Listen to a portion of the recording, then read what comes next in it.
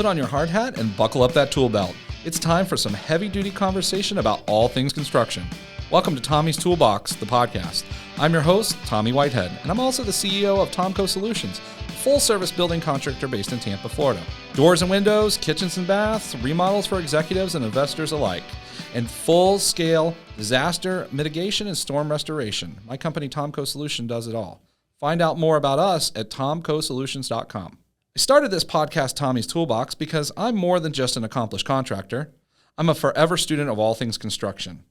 I always want to learn more, and I thought I'd share my natural curiosities and learnings with you, so thank you for joining me. Today, I'm very happy to be sitting with Valerie St, architect and owner of Red Brick Architecture, to discuss how our industry can be more collaborative when it comes to design and construction. Welcome, Valerie. How are you doing today? Good. How are you, Tommy? I am wonderful. I am so excited to have an architect on the show. I'm glad to be here. Yes, wonderful. I get calls, I get questions all the time that they think a contractor should answer, and I'm like, yeah, we need to call the architect first. Like, what do I need an architect for? Well, you're going to tell us today. So can you tell me a little bit about yourself? Like, where are you from, and what do you do, and what does your company do? So I specialize in residential and commercial architecture. Okay. I've been dealing a lot with residential architecture lately, design projects. And basically what I do is I help the client get through the construction documents phase, the schematic designs phase, and then also get through the permitting process, which is usually the most difficult part. Got it. Whether it be an addition, new construction, tenant build-out, or tenant improvement space, or a new shopping center, anything along those lines, I'm there for basically, soup to nuts. Wow. Okay. So, and I know as a contractor, I get calls all the time. Hey, I want to do an addition. How much is it going to cost? Right. Well, I'm like, what kind of house do you have? What kind of addition do you want? What are your setbacks? And they don't know. And I'm like, okay, the first step in the process is not really a contractor. Right. I frequently send them to somebody like yourself. So why is the architect the first person in that planning process? Well, I would say the architect should be collaborating with the contractor from the very beginning. Typically, some scenarios that I've run into is where the contractor will come to me, the project will already be designed, and they're basically wanting numbers for the construction drawings portion of it. And that's where they'll send me the design and the site and all of the information, and I take a look at it, and I've got to check the setbacks. I got to make sure the design fits within the regulated, buildable area per the zoning, ordinance. I got to make sure that the height requirements are met. If there's any special aesthetic requirements, Seminole Heights has some pretty strict aesthetic requirements. If those things aren't met, I'm going back to the contractor and saying, you did all this design work, and we have to now go back to the client who's already paid for the design work and say, we've got to revise all this stuff, or we've got to make a change or whatever. And sometimes that ends up in some unhappy, situations. So what I like to do is something called due diligence, which every architect, any business owner should really be doing. And that's look into the zoning ordinance, the building codes, any kind of thing that's going to affect the design in any way. Trees are a big thing in Tampa, and flood zones can actually have a huge impact on your project. So I find out all those things first and then go to the client and say, we can do this, but... and then whatever the situation is, or we can't do this because of this. And I typically don't end up going back and saying we can't do this because part of my job is finding the solution. Wonderful. So if somebody wants to build an addition to their house in Lakeland, they may have completely different requirements than if they want to be in downtown St. Pete adding addition to their house. Absolutely, and it can vary block from block. Really? So one block over could have a different standard or set of rules. Right. So there's 5 or 6 overlay districts in Tampa alone. You've got Channelside, South Tampa, West Tampa, Seminole Heights. Okay. And it changes, based on what the overlay district is. So even though they're regulated or designated city of Tampa for the building department, their zoning ordinance is going to vary based on just that information alone. That's interesting. That is very Right. cool. So let's talk about how you got here. Like when you were a kid, you said you grew up here as a Floridian, like native like myself. so we naturally have suntans. But when you were a kid, is this what you wanted to do when you grew up? Believe it or not, yes. Really? Actually, so I was always really into like drawing and painting and making things, crafts. Art class was my favorite thing. Really? Okay. I didn't spend all my time sniffing the glue. But, I told my mom one day, I think I was about 9 years old, and I said I wanted to be a sculptor when I got older. Like, I was really impressed with Degas and Michelangelo, And she was like, oh, honey, she's like, I love you, but you are going to die starving and poor. And I was like, what do you mean? And she's like, it's really difficult to be an artist and make a good living. And she's like, but you can still be creative and do things that will earn you a good living, but also exercise those creative abilities that you have. That's when she sort of introduced me to architecture, because I'd always point out my favorite buildings in downtown Tampa, and she'd be like, you know who designs, buildings? And I was like, what? And she said, an architect does that. And I decided right then that's what I wanted to do.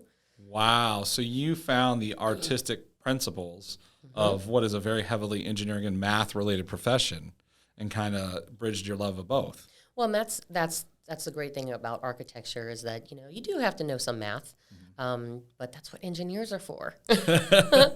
So I am the one that says, hey, this is what I want to do, and this is the kind of structural system that I was thinking of using. You make it stand up. Got it. So that's where the structural engineer would come in. They do all the load calculations and stuff like that. But there is a lot of problem solving. So it may not be heavily logistical when it comes to math, but there's a lot of problem solving. So we have, accessibility codes that we have to think about, and you have to allow certain, clearances for wheelchairs and ramps and stairs. There's riser, maximum riser heights and tread depths and stuff like that. And all of those things have to be worked into your design. So it's a matter of balancing the two. It's like, okay, you want it to be aesthetically pleasing and you want it to be functional, but you also need to make sure that you're meeting all of these requirements. Okay, because you can meet the letter of the law, but it looks ugly. It doesn't work very well, yes, but it meets the letter of the law. I think we've all driven by some of those buildings in Tampa that we, that we were like, oh, why is that still here? So that's awesome. Along this process, was there a role model or a mentor that kind of helped guide you? It sounds like right away your mother was the one looking out for you, saying, honey, I don't want you to starve.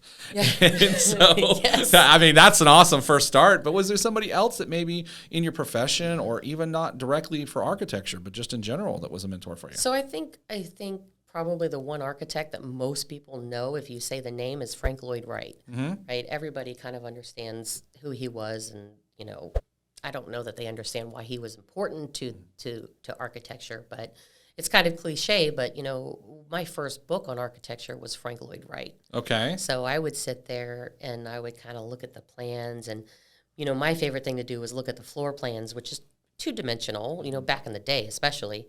And then look at the images, and I could always figure out where that image was taken from the plan, which I think is something that most people can't really, because it's hard to look at something 2D and then think of it in 3D. It takes a high level of spatial awareness to do that. Right. So that was my favorite thing to do. And so really looking at Frank Lloyd Wright and sort of studying up on what his principles were and why he was important to architecture was sort of where I began. And then from there, it was more like mid-century modernism and cubism and relating artists like Picasso and his cubism techniques or artistry, and then being able to look at a building and see how those eras or genres of art sort of interplayed with each other.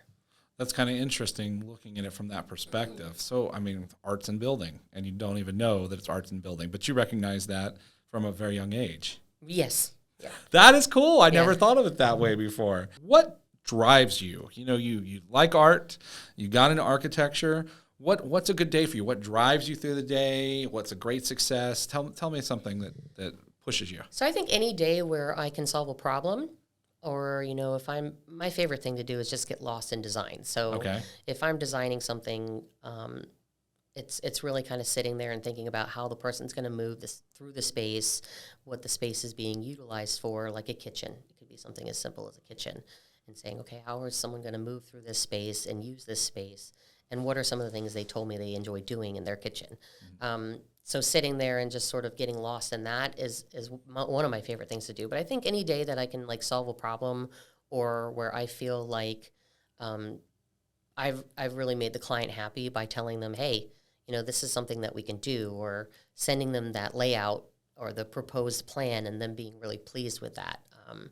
And it's really only like maybe 30% of what I deal with is actually drawing. Okay. A lot of it's dealing with, governing agencies and making calls to contractors and sending emails and doing zoning research. So it's just kind of a mix, and as with any industry, you're going to have good days and bad days, and there's things that I don't really particularly like about what I do, but it comes with the the package. So I like to talk about tools for success in our industry. All right. So I want to know, and everybody wants to know, what type of education and training did you have to get to start your career and to get where you're at today, being your own owner of your own firm? So I actually took drafting classes in high school. So this was back when you still had like the drafting table, and you had the square and the protractor and all that stuff. But that was something my mom sort of encouraged me to do, because she knew that was something that was going to be big in my industry, is knowing how to draw. And it was mostly learning technical drawings. Like you can draw a stick figure, you can draw a house, whatever. But this was learning actually elevations, sections, plans, the difference between those. And then when I got to junior college, it was actually an associate's in arts, with an emphasis on architecture. Okay. So I had some studio courses where I had some projects, and we were able to design, these projects and go through drafting and all those kinds of things. You have your typical general education with your English and all that stuff too. But science and all that good stuff. Right. Yeah. Okay. And at the time that I started USF, after I graduated from HCC, they had a program called 2+3. So it was 2 years associate's degree, and then 3 years master's degree. So I actually don't have a bachelor's degree. Okay. So the 3 years, that would have been nice, but it took me 5. Yeah. But I gained a graduate degree, a master's degree in architecture and community design at USF. Okay. Go Bulls. Go Bulls, right? And after that, unfortunately, I graduated right when the 2008 Depression happened. The Great Recession. Right. That was rough for a lot of us. It was rough. So I kind of just faked it till I made it in 2012. I really couldn't find work. They always say, get a college degree. That's what people are going to want when you go out to find a job. And at the time, no one cared about my degree. They just wanted someone with experience. Okay. So it was difficult, and I didn't really work in the industry till about 2012. But ever since then, I've been going strong. So I have a master's degree.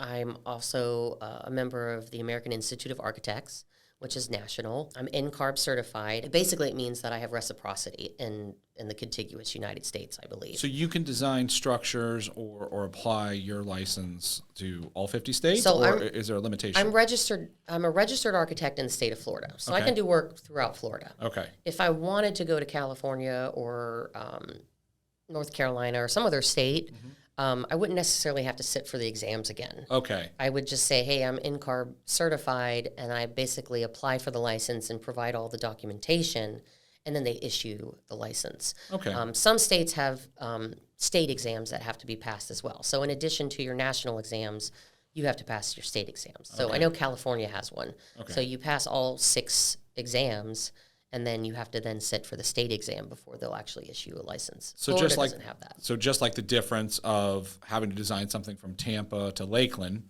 the national building codes are the same, but the local restrictions might be different. So it's the same thing if you were to go to Georgia or California. Some national codes would be the same, but you would have to just do your research and abide by those local building restrictions as well. So every state has their own code. Okay. But there is something called the International Code Council, and they have something called the ICC. That's the ICC, and they have an international code, and that's the model code for most state codes. Okay. So Florida has their own Florida building code, And things are going to vary because we have hurricane force winds here versus California where they have earthquakes. So their codes might vary in the sense of seismic activity, et cetera, et cetera.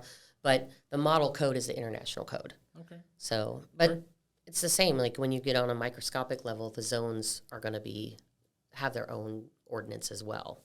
That's awesome. Now, we were talking a little bit about the podcast, or before the podcast, about women in the construction industry, women in STEM and science in general. Right. And so you're a great representation of an industry that is still very male-dominated. So what kind of advice would you give, anybody wanting to get into the construction industry or specifically to become an architect? More specifically, especially women that might feel like it's a male-dominated industry, because it is, and feel a little intimidated by that. What advice would you give those young individuals that want to take a path like you took? Well, I think women and girls these days are generally much more independent and strong-willed and hard-headed than my generation growing up. Okay. And I don't know what that's a result of. It could just be parentage, or things are just changing. The trends are changing, technology's changing, and you have to sort of be very dedicated. Architecture, we used to joke in graduate school that it was more grueling than medical school because we were there 24/7. There were couches to sleep in at the studio, and some people would sleep in their cars or just go to a friend's house and shower and come back because we're in there building models all night and doing drawings and trying to keep up with the curriculum. So just be sure that you're dedicated and you're passionate about it, and be creative, and just don't be afraid to bring your ideas to the table. It's difficult even in construction to be a woman because sometimes you're faced with people who have a more traditional mindset, right? Stay where you belong or stay in your lane. And I'm sure that some contractors who are much older and have more experience that are kind of like, this is the way we used to do it, Yeah. And I run into that sometimes too. But I think that, we're definitely seeing increased numbers in female representation in going to graduate school or architecture programs. Also in the industry, there's a lot of Tampa-based firms that are fully female, run by females and only have females. So. Wow. We're coming up in this industry, and I think that it's just stick to it. And if it's something that you really want to do, just don't give up. That's amazing. So, I'm big on DE&I, diversity, equity, inclusion, and construction. So much so that I formed the Pride Construction Coalition to bring LGBT construction professionals together to network and connect and get opportunities. Are there any organizations for women in construction or architecture, conferences or resources for that you're aware of? I do know that there is, I believe there's a group called Women in Architecture, and there's some national organizations, I can't name off the cuff right now, but that are supportive of bringing women up in the industry. There's one person in particular that I know a little bit through my studies for my exams, who is very big on international women in architecture. So these are like foreign speaking women that have come over from other countries that are starting in architecture here or established here, and it's advocating for them. And so there are a lot of organizations out there that are facilitating women coming up in this industry and supporting them in every way they can. That's great to hear. I'm glad to see that the issue is recognized and that we're working towards a more diverse workforce, because I think we get better opinions when we have everybody in the room and represented. Oh, absolutely. Absolutely. So, Valerie, what do you think your clients want the most from an architect? I think that the most important thing that can be offered to any client in any industry is honesty. And I think that's what's kind of makes Red Brick stand out, is that when a client comes to me, I'm not going to just provide a proposal for services and have them sign that contract and be obligated to my services and be financially obligated, especially to my services, when it's something I'm going to go through all the drawings and everything and then come to find out they can't do it. So, and I think we kind of touched on that earlier when we were talking about zoning and research. So that's the biggest part of any project for me, is once I get the information I need, is looking up and saying, okay, this is what the clients explained to me, what the scope of work is and what they're looking to do. Can they actually do it? Because if I go back to them and I say, look, we can do it, but you're going to have to do it in sections, or, you can only do this many square feet. That's me going to them and saying, I'm still going to offer you my services, but I'm not going to give you something that you can't do. There's no end product there. And for me, that's one of the most satisfying things about my job is going back and seeing when they call me up and they say, hey, our kitchen just got finished, come by, take a look, whatever, we want to invite you over for dinner, or whatever the case may be, is going back and actually seeing it go from the two-dimensional to reality. And that's what I think brings the customer back. Mm-hmm. And that's what also,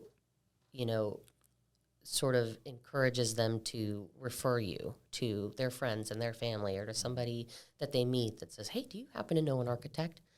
And they'll say, she was really great. We weren't able to do what we wanted to do, but she came up with an excellent solution. That's great. And see, I get into the situation where clients get involved with contractors that say, yeah, we can do that. Yeah, we can do that. Well, the truth is, yeah, we can do that. But I actually have a different answer. I say, yes, I can do that if you're willing to write a check for it. Right. Because can I build you 3 stories on top of your existing house? If there's no zoning codes against it, yeah, I can do that. I can do a lot of cool things. Do you want to put $500,000 in this project? Right, you can do anything you want if you're willing to pay for it. If you're willing to pay for it, exactly. So where I've seen a lot of people in our industry get in trouble is they're trying to appease the client so much when the client doesn't necessarily need to be appeased. They need to be informed. So I'm really glad that you touched on that to say, hey, and this is a big shout out to all the people in the trade industry. It's okay to tell the client, I don't think that's going to work, and then offer a suggestion. Don't just make it no. Make it no with kindness by saying, I don't think you're going to be able to get a bathroom in that area, but if we put it over here, it'll reduce the costs. It'll accomplish what you want, and it'll look a little different, but that's great. So I'm glad that you really took the time to explain that, because a lot of people in our industry they want to get that job so bad, but then they get the job and they get over their heads, or the homeowner has hundreds of thousands of dollars in change orders. And what are you going to do when the house is ripped up?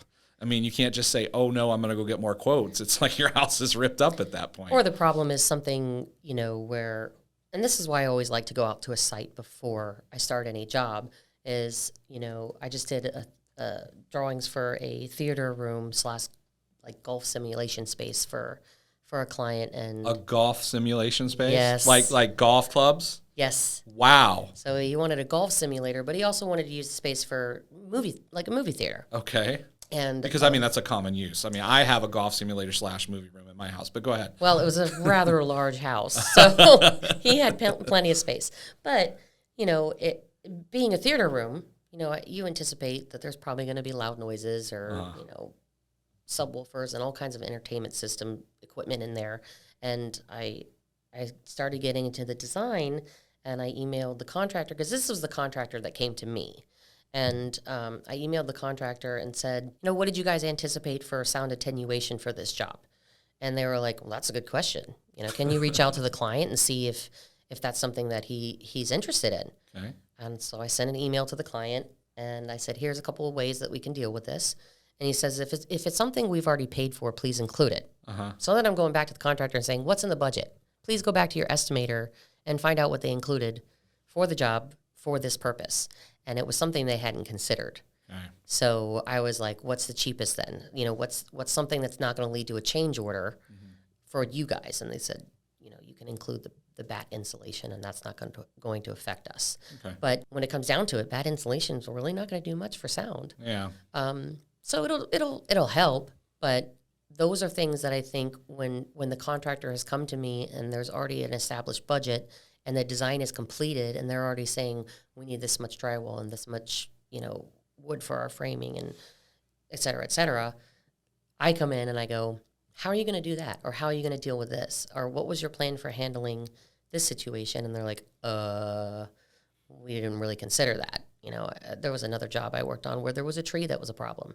It was considered a protected tree, and I said, we have to stay 20 feet away from that trunk, and if we do that, we won't be able to do what the client's wanting. Mm-hmm. So that tree's got to come out, or we got to figure something else out. And they were like, oh, okay, we just dealt with this on another job. And I'm like, well, then you should, you should sort of take a lesson from that. But we submitted the drawings, and of course they came back with a lot of comments about the site and the trees, and it was something that we had to deal with. But when it's not considered up front, then it ends up just adding more time to the project and creating more of a headache for the client, because they don't want you in their house forever. They want you to get in and get the job done and get out. So any delays that we can sort of avoid based on just considering, the full range of issues that might become a problem, I think is always best. That's great. So tell me, what aspect of architecture do you think kind of gets misconstrued? And what I kind of mean is that is there stereotypes out there that you set out to change in architecture? Yeah, so one of the really big ones is an engineer and architect. Great. Can you elaborate on that? So we often get referred to as engineers. We're not. And the difference is that an engineer specializes in one thing. Okay. Such as? Structural engineering. Or mechanical. Okay. Plumbing, civil. An architect is sort of the team captain. Okay. So they come through and they develop the design, and they know enough to have a conversation with all of these engineers about the different systems that are going to be incorporated into the project. What the engineer does is then they design that specific system. So I can say, hey, structural engineer, this is the sort of foundation I want to use, and this is the structural system that I'm thinking of for this project.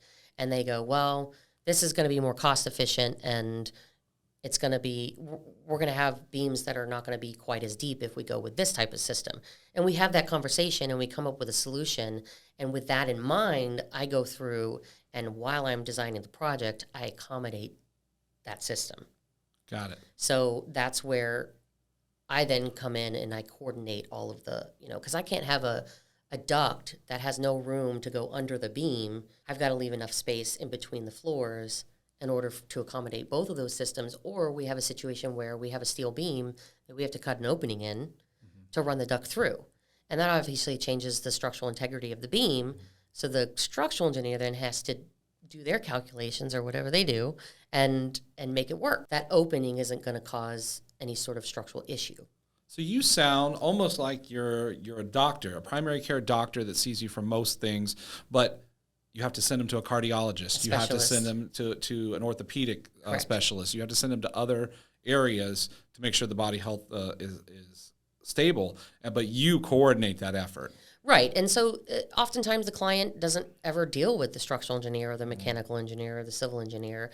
It's my job to sort of be, like I said, the team captain or the doctor. And I look at all the sets of drawings when they're sent to me, and I look through the architectural and look at the structural, and I kind of go back and forth and say, okay, we have a conflict. I have to go back to the structural engineer and say, here's our problem. I can do this, or we can get a beam that's maybe not quite as deep. Or if we can change the span somehow or use a different material, let's figure this out, because I don't want to compromise the design, but we have to make sure that we're following safety protocol and that we're not going to have something that's going to eventually fail. There's just been too many situations where that's happened. So I have a fun little segment called Stud Finders. Okay. And I would like you to give me a name of a company or a person or something that you see as really being like on top of their game in the world of architecture right now. So I think that fully integrated computer programs are becoming huge in architecture right now. There's Revit right now that is a huge game changer. It makes productivity more efficient. And I know you and I have talked about this a little bit. AI is becoming a big thing. You have 3D printed buildings. So I think technology is really taking over in the industry. Not to the point yet where we've become obsolete, but you can even put in some parameters in some AI programs and it'll generate a design for you. So I think that's just becoming really big, and I think technology is gonna really make some waves here in the next few years. That's incredible to hear you say that. On a prior episode, I actually did an interview with an AI specialist, and we talked about it, and she specifically said, it's not going to eliminate a job. It's going to help augment you and your ability to finish your job more efficiently. Right. So it's great to hear that it's not just from the AI company, it's actually hearing other construction professionals like yourself that have heard the exact same thing. Yeah, and it's even advances in materials are becoming huge. You know, there's people that are making bricks that are stronger than concrete out of recycled plastic. I mean, it's crazy. What kind of forward-thinking innovations are you seeing right now in architecture? We kind of touched a little bit about that, but maybe you can touch a little bit more about material advancements. I think material advancements are getting to a point where, you know, prices are skyrocketing everywhere. So I think the next big thing is going to be trying to come up with a material that's not quite as expensive as its counterpart, because it's going to become an issue fairly soon, if not already. When people come to me, I say, you know, I can give you a price per square foot, but it's changing constantly. And it's only a guesstimate. So I think that's going to be a big thing with materials. I think this recent experience with COVID is starting to change a lot of design. I see a lot of people now wanting each bedroom to have their own bathroom because they just don't want to be sharing spaces with even family members that could potentially be carrying around germs and, you know, diseases or whatever the case may be. So it sounds like sustainability is a concern too with materials. It's if we need to start recycling, we need to start reusing these materials. I know, like right now, they recycle concrete, for example. When I demo a house, that gets hauled into a separate dumpster. The concrete all goes to a separate facility, which they pulverize and use the aggregate again to build new things, build new concrete. Right, and that's a problem because green building is a thing. Yeah. Sustainable design is a thing. But the initial cost of it is something that most people are like, oh, I'm not paying for that. Yeah. But then the savings over the lifetime of the building is where you don't really have people thinking along those lines. They're just like, this is my budget and this is what I have to stick to. But this system is going to save you so much more money over time, and it's going to last longer, and you're not going to pay as much in maintenance, but it's $2,000 or $3,000 more. So I think that we have to find a balance between what those sort of green building initiatives cost up front versus, you know, the lifetime savings. So sustainability is an initial investment that you recoup over time. Correct. So this fun little segment called the construction site, SIGHT, because I can see you. Want to know, where do you think the architecture industry is going, or construction in general? Like, do you see hot trends on the horizon in 1, 5, 10 years from now? You know, one of the bigger things that I've noticed lately, and it's kind of been a trend for a couple of years, is tiny homes. You know, and I think people are wanting to not stay in one place for as long as what's traditionally, you know, thought of as like, hey, this is our forever home, or this is a good starter home, or whatever the case may be. They want to pick up and go. And I think the trend is leaning towards just not having as many material things and being able to, and I see it a lot in younger couples and younger people that are just like, they're buying RVs and they're just you know, because so many people can work remotely now that they're traveling while they're working. So I think that that's something that is going to keep going. And, you know, container buildings have always been something really big that I have more and more questions about that, because you can get a container for $5,000. You buy 2 or 3 of those and just finish them out. And, you know, you're looking at a huge cost savings depending on the type of materials that you use and the different, you know, the design overall, if it's going to be an expensive structural system or whatever the case may be. But it could be a huge, barn dominiums are huge. So affordable housing is a big signature point of my firm. Absolutely. I was fortunate enough to always have a roof over my head, but some kids are not like that. So affordability is important. So would you be interested in working on a project with me on some housing in containers? Maybe we can do a little research together. Absolutely. That would be awesome. Okay, so I want to say, where would you like to see the industry go in these time frames? So we just talked about things that are happening. Is there anything that you think we really need to be focusing on? Maybe we're not focusing on. Well, I think housing is a huge problem. I know St. Pete is dealing with some changes in their zoning to allow for higher densities in areas where traditionally they would not allow, you know, and density is basically like units per acre. Okay. Number of people that can live in a particular area. Well, no, I'm talking about a particular lot. So if you have a lot size and it's 4 acres and the density is, you know, 1 unit per acre, then you can get 4 units, 4 dwelling units on that lot.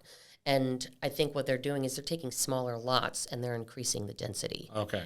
It would really be nice to start seeing more buildings being utilized for housing that already have the infrastructure there. So, and that's part of green building too, is if you keep the envelope or you use systems that are already in place or materials that are already in place, you're already at a cost savings there. So it's really having affordable housing that doesn't necessarily look like it's affordable housing, but also utilizing, facilities and structures that are already there and available and perhaps are not being utilized at all at this point. Okay. And so affordable housing doesn't mean it looks like a poverty house. It doesn't look like it's run down. Affordable housing is just a safe, clean, livable structure. Right. That somebody can be safe.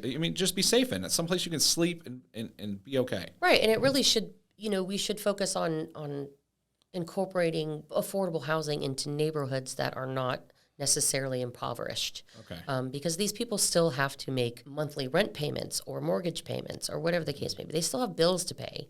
It's just on an income-based sort of scale. Yeah.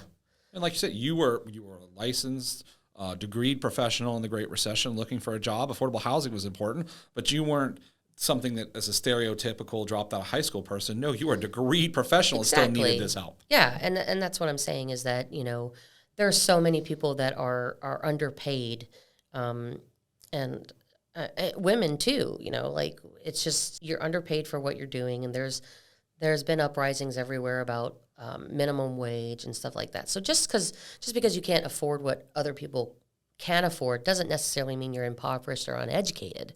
It just means that your circumstances are at a place where you still need what everybody else needs, the basics. It's just that you can't afford what society would think is the traditional sort of living situation. All right, Valerie, we're going to move on to ratchet it up. This is kind of like a funny little section of the show we like to throw in here. Kind of lightens the mood at the end of the show. Okay. So would like to ask you, and I'm sure you've probably seen some stuff, but what's kind of like the craziest mistake you've ever seen in the industry? Something you can share with us. I wasn't party to this project, but it was in the previous company that I worked for.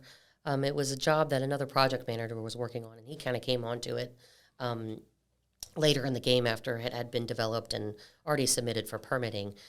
Basically, the architectural plans had not been coordinated with the rest of the drawings, so at some point the building had been mirrored. Basically flipped. Okay. And so it actually got through permitting with the architectural drawings not matching the rest of the plans because it was flipped the wrong way. Oh, wow. And they started building it, and there ended up being a lot of issues with it because they built the floor plan according to the architectural drawings, but everything else was flipped. So it kind of became a mess, but yeah. I would say that's probably the craziest thing that I've seen. That is insane. That's insane. So tell me something funny, like a funny construction story or a joke, maybe an experience you had. So I don't particularly like heights, but I have gone to sites where I've had to go up on roofs before, and I went up onto a roof of a Walmart. They were wanting to put a Dunkin' Donuts. There had been a Burger King there, but someone wanted to come in and put a Dunkin' Donuts, and we had to go up on the roof to check out the existing mechanical system to make sure that it could handle all of the equipment and vent hoods, air conditioning, everything. Exactly. For the Dunkin' Donuts that was going to go in. And the mechanical engineer was up there, and he was with the nice young man who was willing to sort of get us up on the roof. And I said, do you need me at all anymore, or can I get back down that ladder? That was me. I was wanting to get back down on the ground. And they were like, no, you're good. You can go back down. And I started to walk towards the ladder and walked right through a puddle that had some algae or something on it, and I slipped and I just ate it. And I was dressed professionally, and I actually had to go into the Walmart and buy an outfit to change into. And then I went to my boss and said, can you reimburse me for this? But it was pretty embarrassing. I don't think anyone saw me, but it was a brand new shirt. I remember that, and I was like, "What?" And I was just filthy. So yeah, that I think it's funny looking back on it now, but it was really embarrassing at Yeah, many of us keep a change of clothes in our car just because of things. Right. I had a funny story. Luckily it was just me doing a site inspection, and I bend over somewhere to kind of look at the plumbing to see if the drain systems are connected. And when I hear, and my jeans split right down the center. Nice. And I was the only one in the house. It was a single family house, the only one there. So I'm like, oh, do I get embarrassed? I'm like, but I'm the only one here. So I finished my entire inspection and then got in the car and drove home just thinking, is this going to be the day the cop pulls me over for a speeding ticket and asks me to step out? So yeah, now I quite frequently have a change of clothes for things like that. There's often times where I'm not anticipating having to do something like that. Usually when I know I'm getting up on a ladder, I'm having to climb up on a roof or go through an attic, I don't dress, in dress clothes. I'll wear something that's more appropriate to a site visit. And this day I did not. I did not know I was going to be up on the roof of a Walmart. So, yeah. Well, Valerie, thanks for a job well done. Thank you so much for joining us on Tommy's Toolbox, the podcast. If you have any questions about my company, TomCo Solutions, construction industry, or real estate investing, please be in touch. My contact information is in the episode description below, and I'm going to put Valerie's there as too. We both love to hear from you. Until next time, thank you so much. I look forward to seeing you at the construction site for the next episode of Tommy's Toolbox, the podcast. Have a great day, everyone.